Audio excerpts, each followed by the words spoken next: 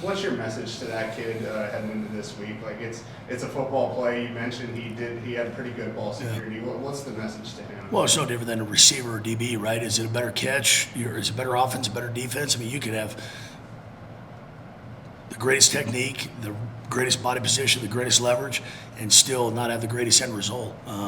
We talk ball security all the time. You're not going to be fumble-less all season. You're going to throw interceptions. Our job is to make them work for those forced fumbles and work for those interceptions, because those are the ones, unfortunately, you have to live with, but you can live with instead of giving people gifts.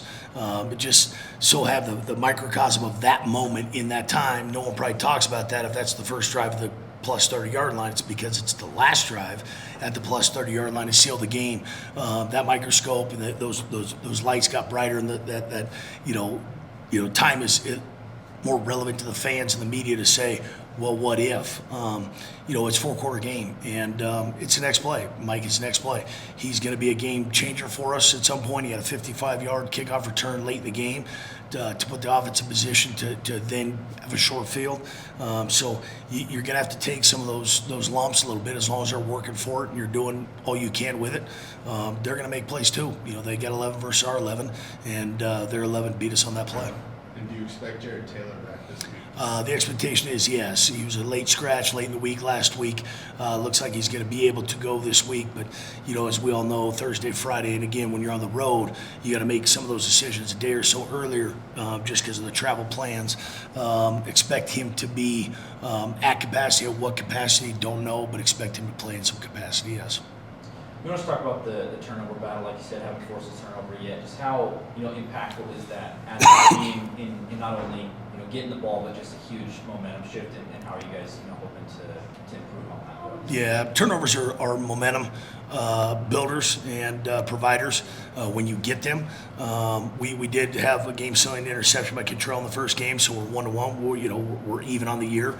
So in 2 games, we've given up the ball once, but we've only taken it away once. And so, obviously an interception by Contrell late in the game to seal Monmouth victory looks better on paper than a first-quarter interception, but they all mean the same. It's still a takeaway.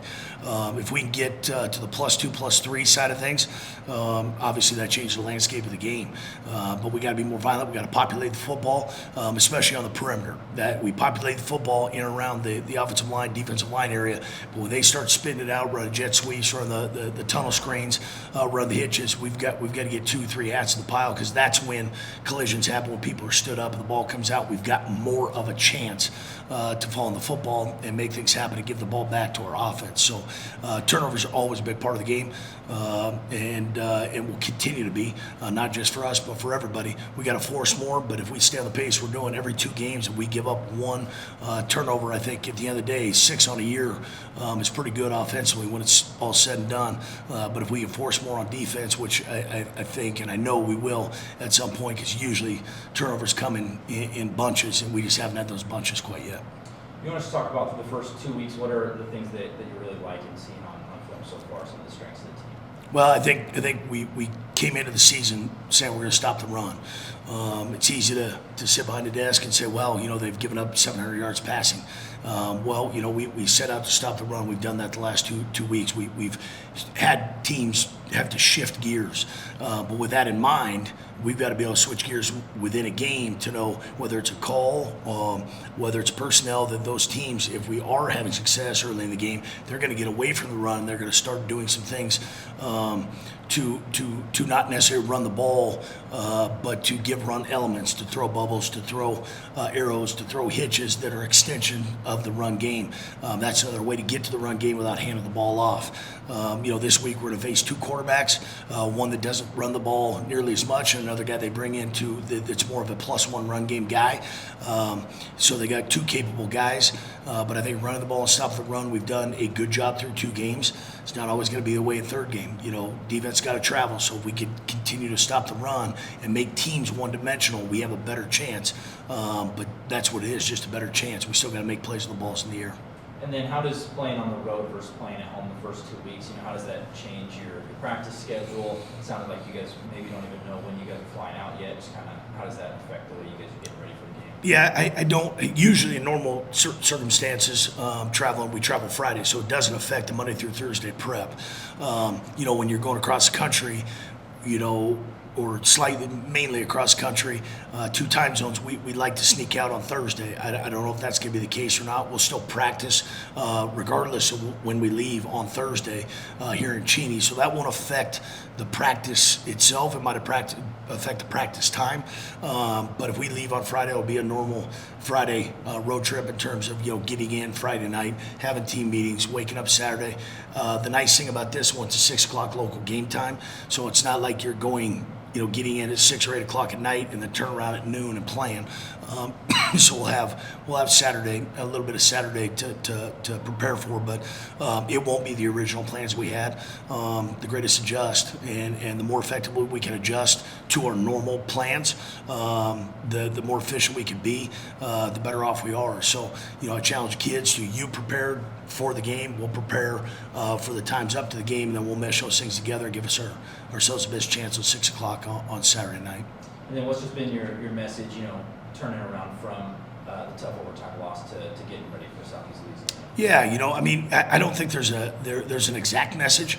Every team's different. We saw what we did after a win and didn't get a win. So I'm excited to see how we practice, because yesterday's practice is kind of a review / preview. It's not necessarily a preview. Yesterday, I thought it was a good, solid practice. It'll be interesting to see today in a choice down day to see how we attack the practice solely based on SELA. I'm curious to see how we respond from a loss, how our leaders lead because of the lack of points on Saturday night, and the fact that we're going on the road for the first time with a 2024 team. All those things won't be answered in one weekend, but we'll have a good idea how we intend to perform on the road after a loss in a non-conference setting. So, SELA came up to us last year. We go down to them this year, third game of the season. Then we'll be on the road again, and we got to continue to build, and we got to make more gains from week 1 to week 2. In our case, from week 2 to week 3. So we look forward to doing that on the road. And you mentioned their 2 quarterbacks. What else have you seen on tape from them, and how different are they from last year? They are a little bit different. I think they want to establish a run. They've got great size. They got great speed. They got great athleticism. They played a tough conference. They played 2 FBS games. So getting a feel for who they really are against Tulane and against Southern Miss, I don't know if you get a real true feeling of who they are based on the places they played. They'll open at home, so they'll be fired up just like we were going into Monmouth, playing in front of their home fans for the first time this fall. Defensively, they're going to play a lot of guys. They challenge you in quarters, which inevitably a lot of times turns into man defense. They get a lot of pressure with their front 4, so they don't need to bring necessarily a 5th or 6th to create pressures to get the quarterback, off his spot. They hit the quarterback too much last year. Looked at that film. It was a back and forth game the entire way. It was a fun game to watch as a coach and as a fan. There's been a lot of fun games in Eastern the last 25 years as a fan. Some of the most fun ones are some of the hardest ones for us that are great to watch from the stands, but not great to be able to coach because you were on the short side of things. But well-coached team. They didn't have all their guys last year when they played us. They were banged up a little bit. About 2/3 of their roster is back, so similar to us. So there's a lot of familiar faces that we'll face. But last year's game was last year's game. Outside of the experience they played against that guy, every team's a new team. The next fall, so they'll be hungry. I intend us to be hungry, and they're going after their first win. We're trying to go after our second.